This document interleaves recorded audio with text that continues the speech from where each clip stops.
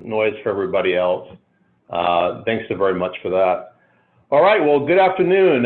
We welcome you out to the 444 meeting. We've got a pretty full agenda.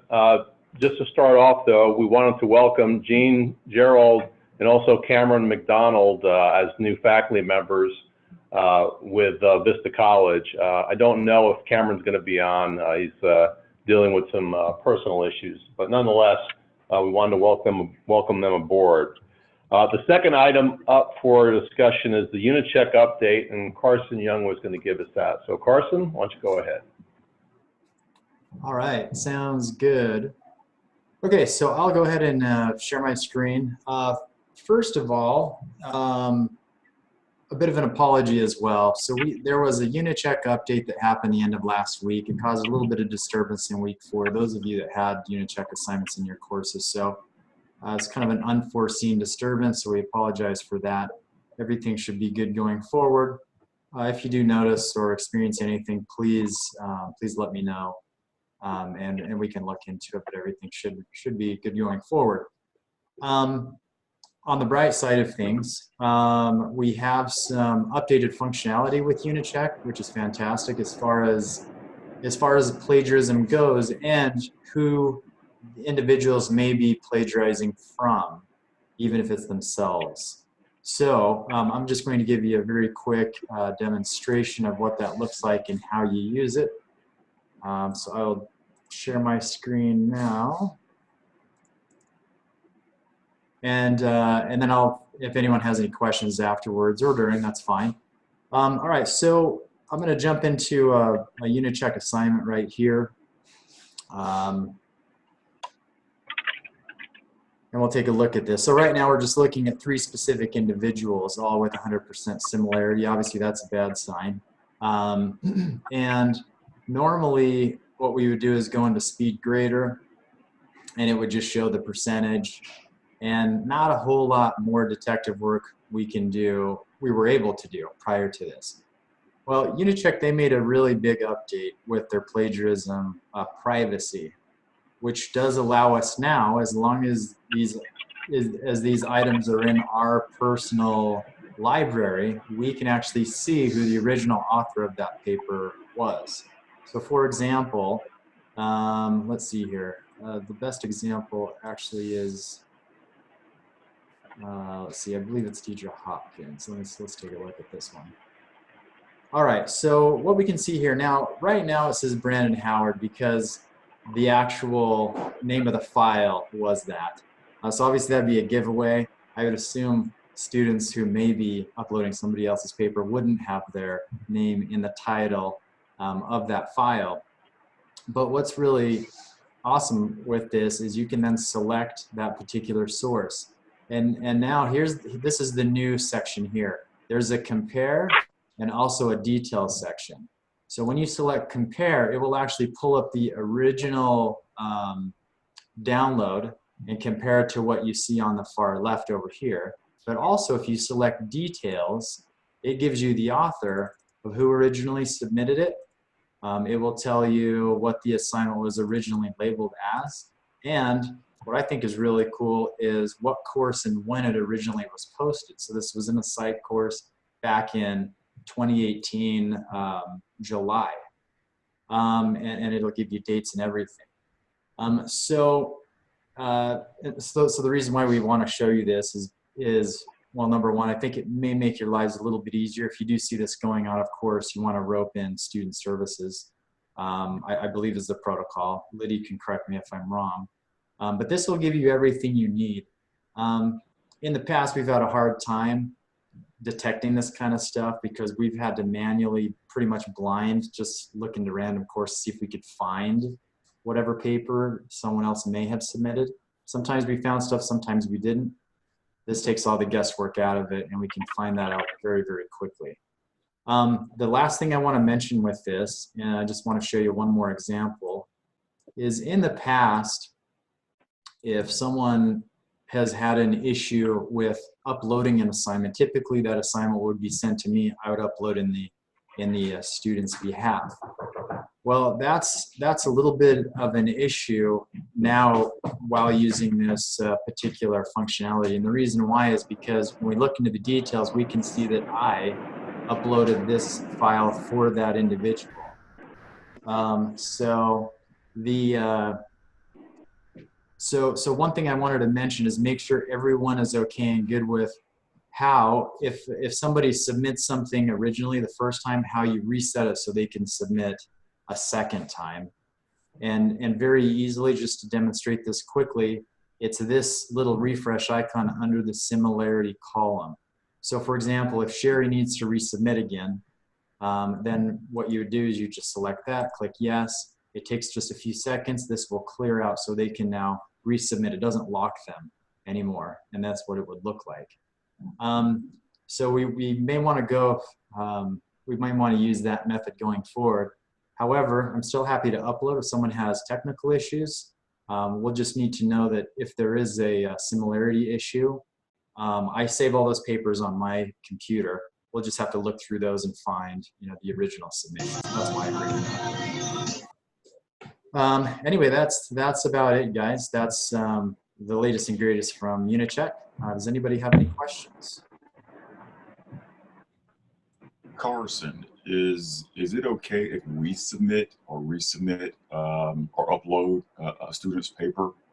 I have done it before, but I mean, is it just you that can only upload a student's document, or is it okay for us to do it as well?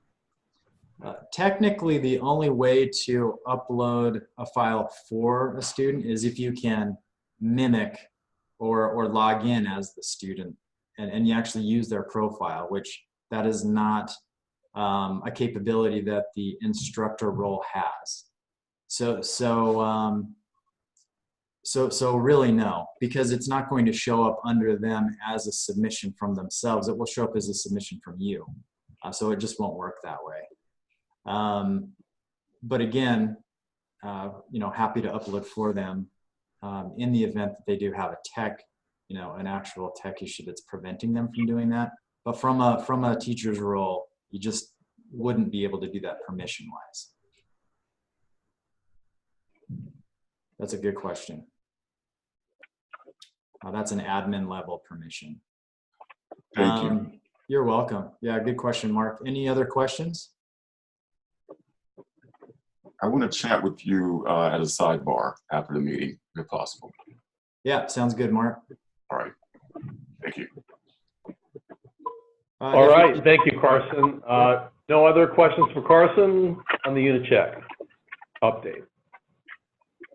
All right. Thank you, Carson.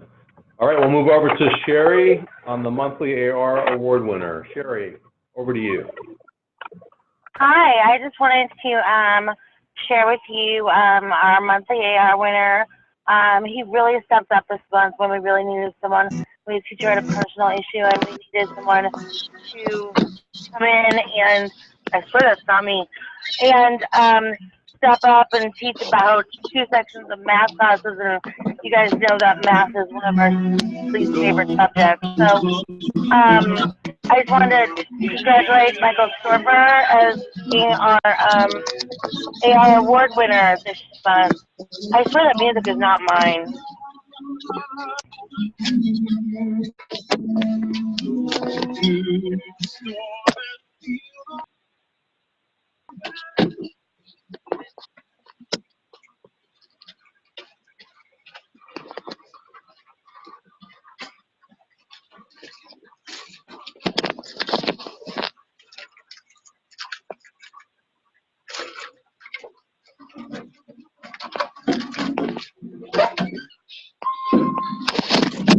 Congratulations, Michael.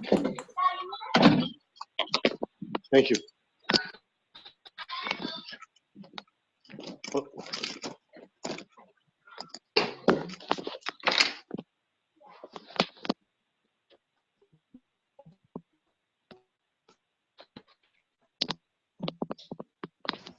And back to Art.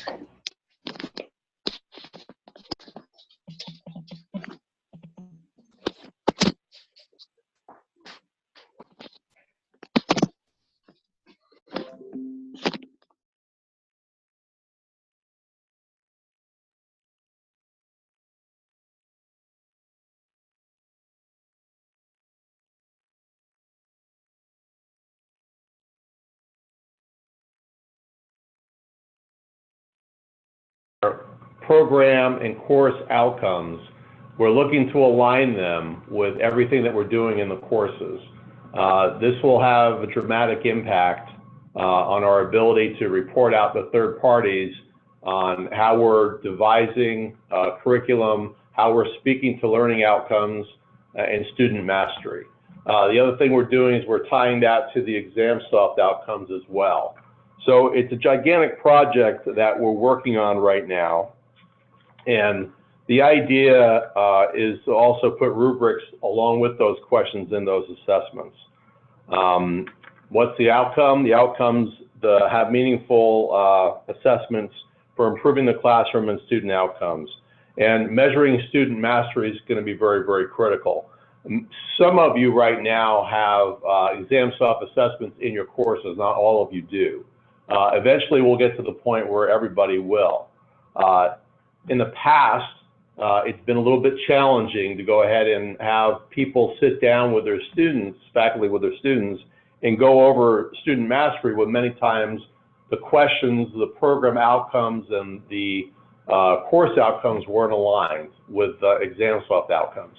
So our project is to bring them all together so that when you do have those conversations with your students, it's going to be a much easier, much more meaningful conversation. So what we recommend for right now are a couple of things as we're moving into this new era where everything is matched up and aligned. We need your help when it comes to, number one, having a meaningful one-on-one conversation. In sitting down with the program directors, we decided that we were not going to require that you use a Zoom call for those calls. It can be a conference call. So as long as you're contacting and talking to the student, we feel that's sufficient.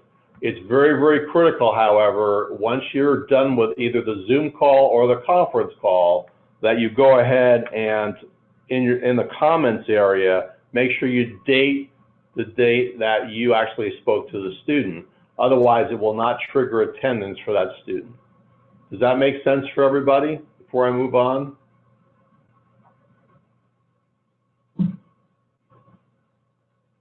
Yes. All right, thank you. I can see a few people on chat, and thank you, Mark. So the idea with this meeting, once we get past that point, we're going to try to set up at least some fundamental things that you should cover. But if you look at right now with the ExamSoft outcomes, there's a histogram that comes with it. You know, the average score for the class, the average score for the group, your score. There's issues with getting into Bloom's taxonomy at a very light level, and then there's actual questions that go along with the exam, the assessment. It's really critical that we don't tell our students that just take it, fill out a bunch of boxes, and be done with it, get your 50 points. Because when we get the outcomes aligned with everything else within the course, again, program outcomes, course outcomes, matching with syllabi, matching with the textbooks, matching with ExamSoft, we're going to want to make sure that we have meaningful conversations about how they're learning and what they're still needing to work on. I would do, in addition to that conversation with the ExamSoft assessment, I would also have a conversation about just the class in general. You know, they may be behind on a paper. They may need some help with a discussion question. I don't know. So have those meaningful conversations. But again, no requirement that it has to be a Zoom. We're going to be moving to the Zoom or a conference call. So does everyone understand, number one, the project, the outcomes project, number one, and number two, the things that we need to do leading up to, typically it's the third week in the 5-week term, where you actually have a conversation with the student, and then in that conversation, the things that we need to talk about. And finally, that we need to make sure that we acknowledge in the grade book when you actually completed either the conference call or the Zoom call. Any questions on any of that? Or what if we aren't able to have that call with the student? We just documented that. I've been documenting student decline, video call or conference call. Is that okay, or is there something else we need to be doing? we really want to get to the point where we have communication with the student, right? So ultimately, we need to have a conversation. I don't know any other way to do it. Most programs will have a synchronous component to them when you're looking at working out of an online program. I think it's an essential part of it. I see where people sometimes decline doing the Zoom call. You may have experienced that as well as a faculty member. That's why we're going away from that. We're moving to what they call Big Interview for our Career Strategies course, which allows at least the student to do it on their own terms, at their own time, and then send it into the instructor. We're probably, we've found that it's been very, very difficult many times. Sometimes students just aren't comfortable being on video. So no, we need to have you still have a conversation. We need to have, and if people are getting back to us and saying they can't have a conversation, we'll need to figure out something else. But there should be at least that little moment where there's a synchronous part of the classroom experience for the student. And that's what we're trying to accomplish with that, Mark. Can I bring up this? When I've had interactions with students where I've had to hop on with calls with them and stuff like that, I notice a lot of times with the students, it's more so like a timing issue. I'm glad that you mentioned that we do this like in the 3rd week as opposed to later on in the 5th week, because I've noticed when I've offered like a makeup session, I'll get close to 100% attendance when I do a makeup session. I remember the first time I had to do like a virtual meeting with my students. No one attended the first meeting, but then I came back and I said, okay, Friday night is the last night. You must attend, or otherwise you're going to get a 0 grade. I had almost 100% attendance when I offered the makeup session. So if they can't do it the first time, I think it's a good idea to offer a second makeup session with that student. Okay, thank you, Lonnie, for that feedback. Okay. Any other questions about the course outcomes, the project, the things that we need to have you do?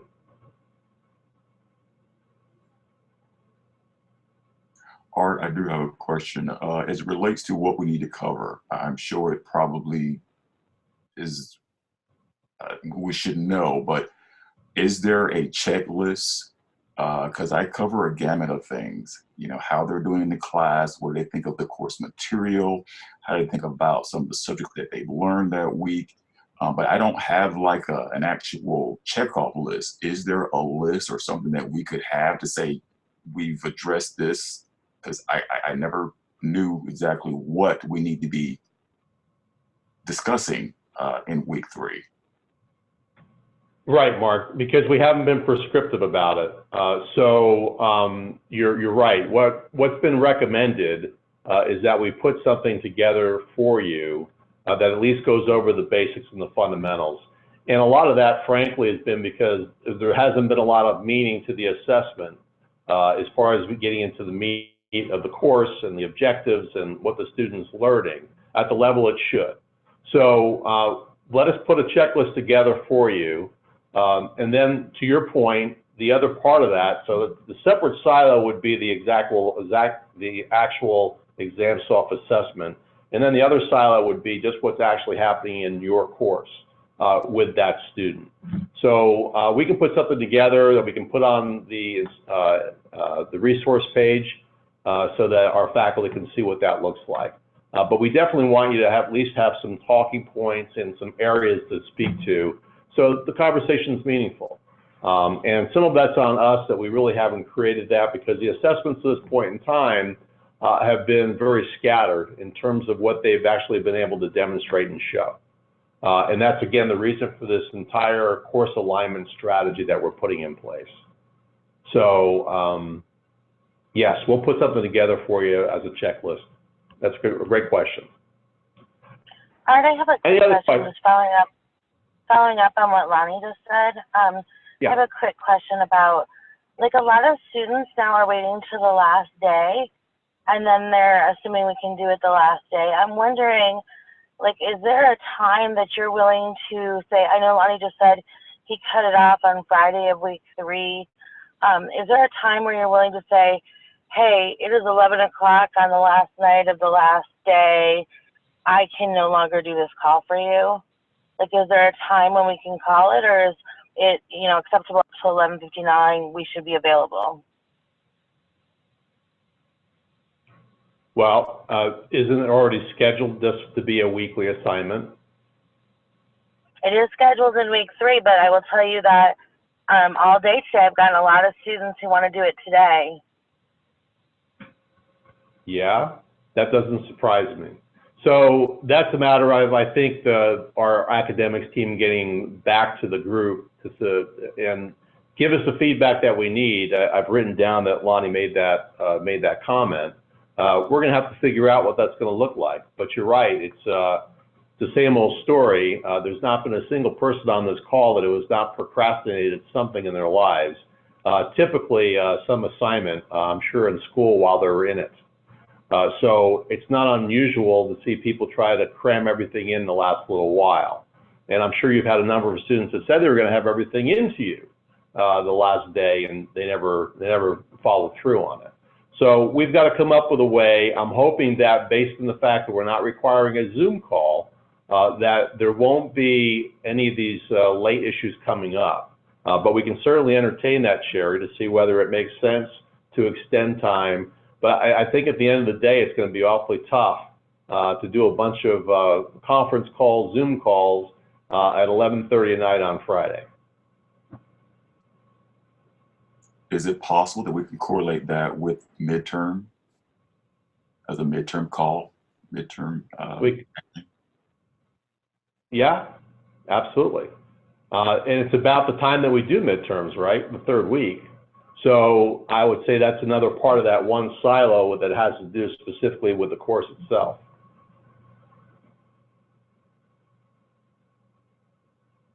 Does that make sense? Yes, thank you. Any other questions on the course outcomes, on the outcomes project?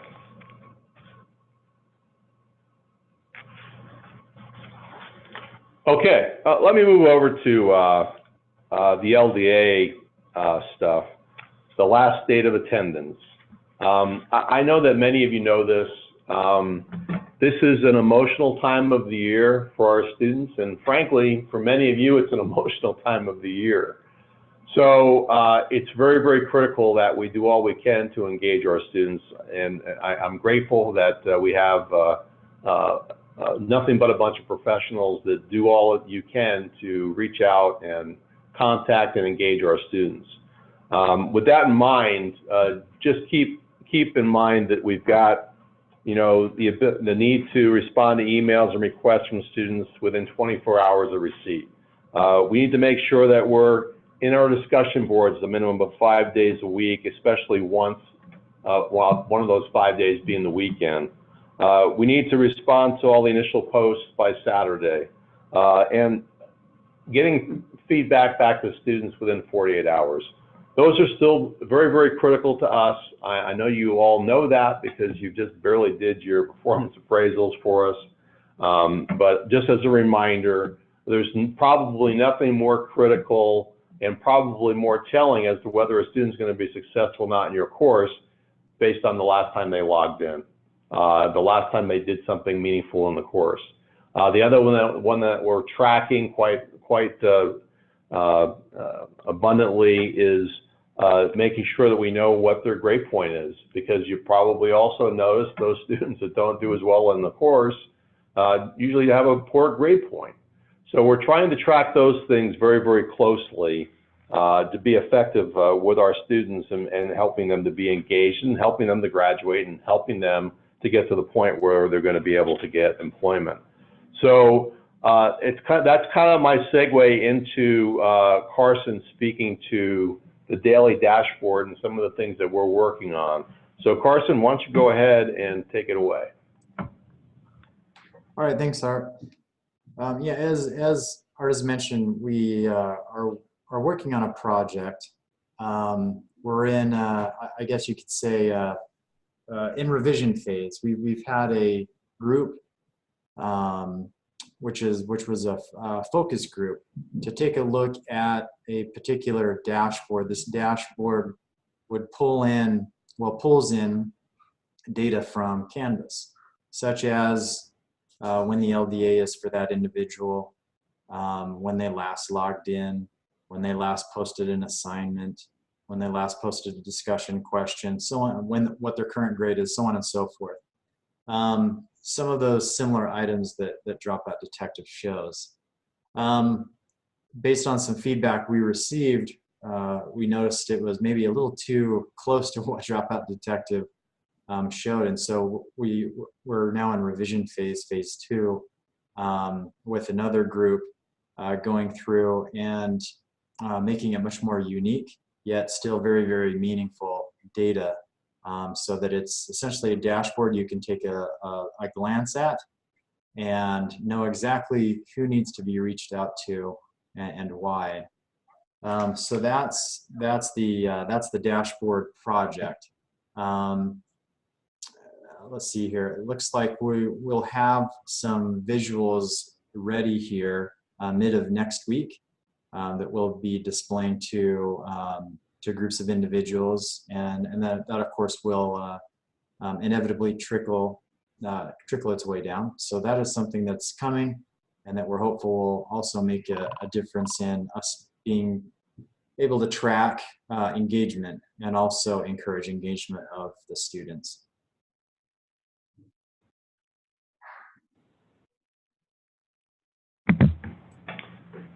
Okay, Carson, thank you. What we hope to do is get these types of, I would just call them scorecards or scoreboards out to all of the faculty so they know the things that we're looking at and we think are most critical to success. We've reached out.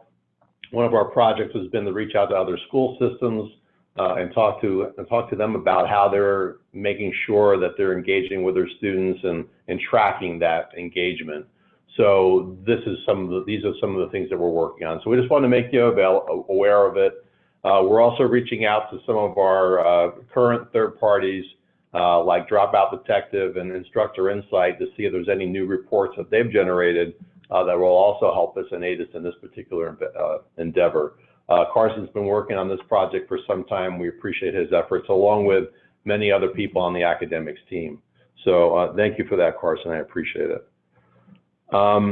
Let's go ahead and talk a little bit about new programs. I think one of the things that led us to believe this would be something that you'd want to hear about, we've heard a few people say, well, I don't seem to have as many classes to teach, or you know, is there something else that I could be teaching?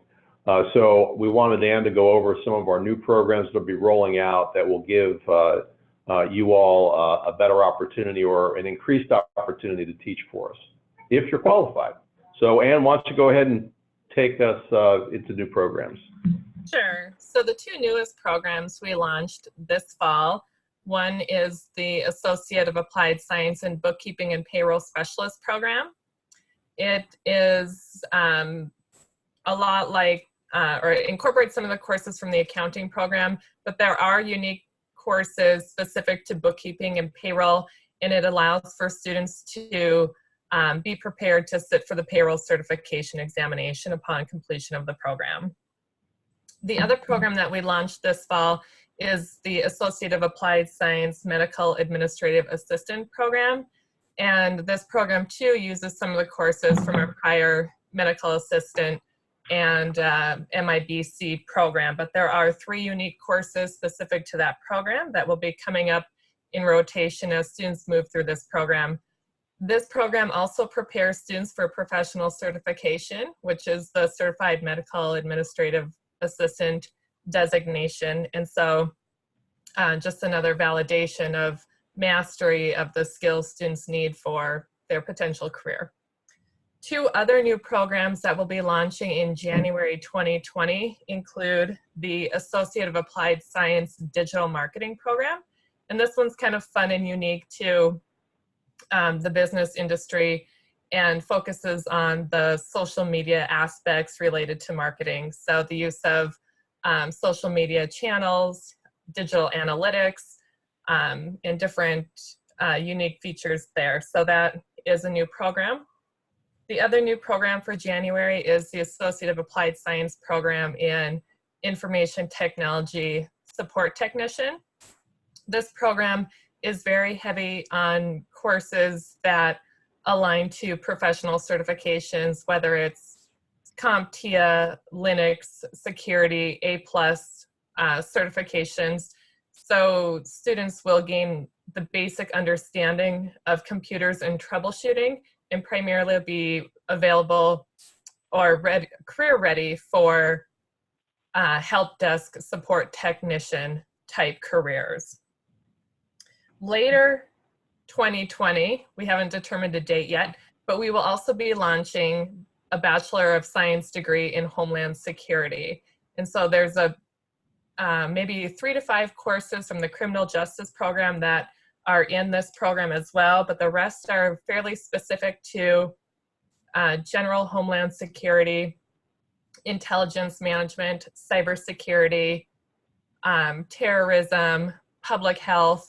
So we're in the development phases of that curriculum and looking forward to those launches in the upcoming 2020 year.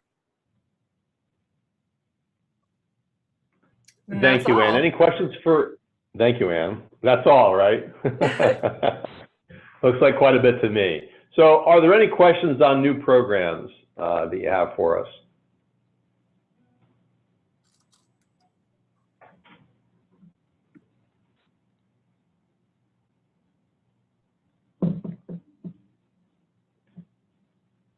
No. Carson, did you mute everybody out, or what was that, Mark? I said no questions. All right, fair enough. All right, so we're excited about any number of those programs being available. It's going to give our students a lot more to choose from. And again, it'll give additional faculty opportunities to teach for us. So we're excited for those developments, and we'll keep you posted on those. All right. The Max Knowledge and in-field development. Is Tanya on? Tanya's on. Tanya, you want to give us an update, or do you want me to give the update? Either way, we also need to do a roll call. Okay. So do you want me to just do that? Sure, if you like. You bet. Okay, if I call your name, just let me know that you're here. Amanda Hardwick, Angela Hammond, Audra Stinson, Karen McDonald, Sharice Johnson, Consuela Robinson, Corey Ellis, Dennis Onolaha, Doug Bristow, Jean Gerard, Glenda Lloyd, Jenna Powell, Kay Porter, Nathan Mitchell, Sandy McDonald, and Trudy Thomas. Okay, that's it for the roll call. Art, I'm not sure what you want to mention about the Max Knowledge, just the update that it's due on the December 20th. Okay, I can do it, Tanya, Okay. if you like. So we've engaged with Max Knowledge. Max Knowledge is a good partner with ACCSC, and we've been able to work out really nice terms with them for training. We want that training to be available to you. It helps with your in-field development. We're looking for you to complete 2 of the 7 that we've chosen by December 20th. There's some faculty that have been pretty stellar about this so far. There's a number of you that have taken your 2 courses already, and we already have certificates in hand, so congratulations to you for that. I don't even know if I dare say and talk to you about how many Mark McCoy's done so far, but he is so by far the superstar of the group with over 10 courses that he's completed. So we're looking for you to avail yourselves of as many courses as you like. After you get your 2 done of the 7 that we wanted, you're welcome to take as many as you like. It's a great resource. We're looking to do a more expanded offering with them starting in 2020. But for right now, take advantage of this unique training. We're going to also look to make it part of our regular faculty onboarding down the road and part of our regular faculty training. So any questions about Max Knowledge? Do we have a deadline to complete these trainings? Yes, December 20th, Lonnie. Okay, December 20th. Thank you. Thank you. Appreciate the question. Any other questions about the Max Knowledge training?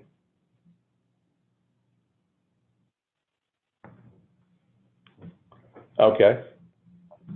So over to certifications and programs. One of the things that's come up, especially in the allied health programs, will also be the case in the bookkeeping and payroll program, is we're trying to, where we can, place certifications in those courses.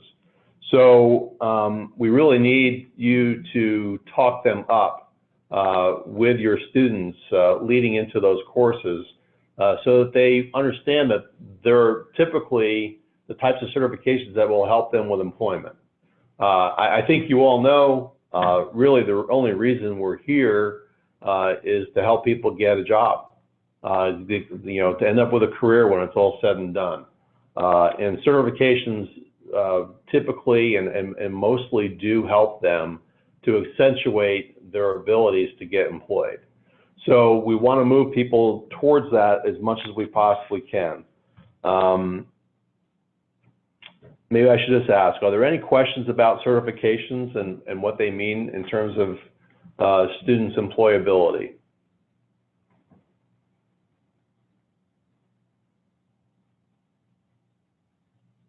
All right. The other thing that I wanted to talk about just a little bit was we have career services working very, very closely with academics to, again, make sure right at the very beginning when students first start that they know that they're here to get a job. That's why we put career readiness into every single course and every single program. Making sure that there's a career readiness icon with a discussion question, with an assignment that they need to complete. We also have in our career strategies course a place where they need to fill out certain paperwork, exit paperwork that's critical to our ability to contact their new employers when they get them so we can verify placement with our accreditor. So we're going to be adding to the last couple of courses an authorization to release information that is something we need to have the students sign so that our career service people can get with those employers and document their employment.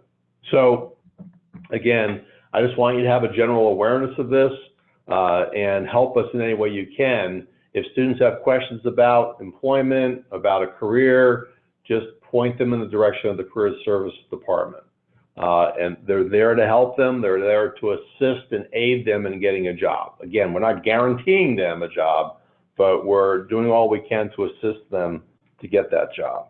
So please just keep that in mind as we move forward. I don't have to tell anyone on this call that tomorrow is the last day of class. So I know this is always great timing when it's we have a 444 call when there's 1 day left of class, but do all you can to help folks out with that. The Max Knowledge due date, we've already mentioned, is 12/20.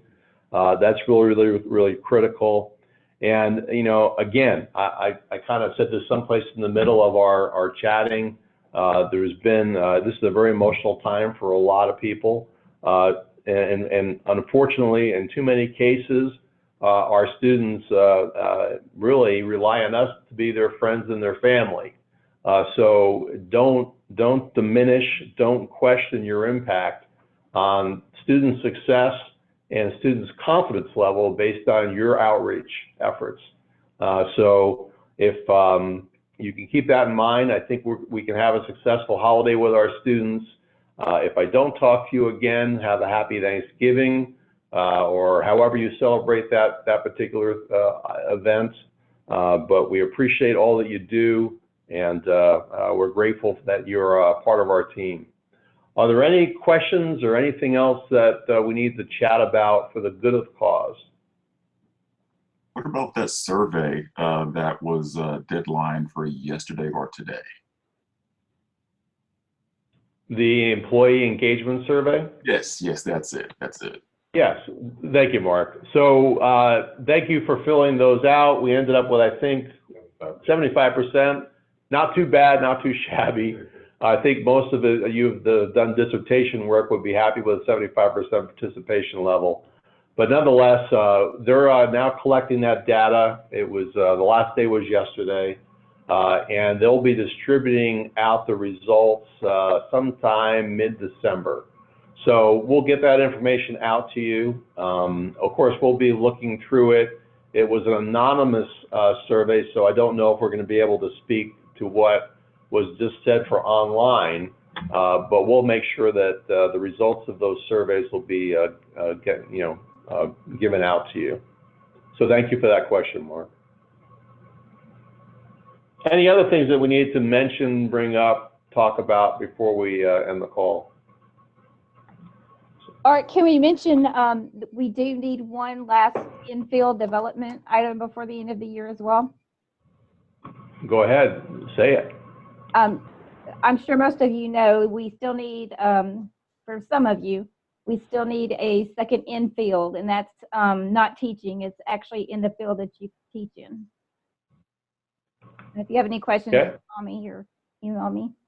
All right. Thank you, Tanya. Anything else for the good of the cause before we close the call?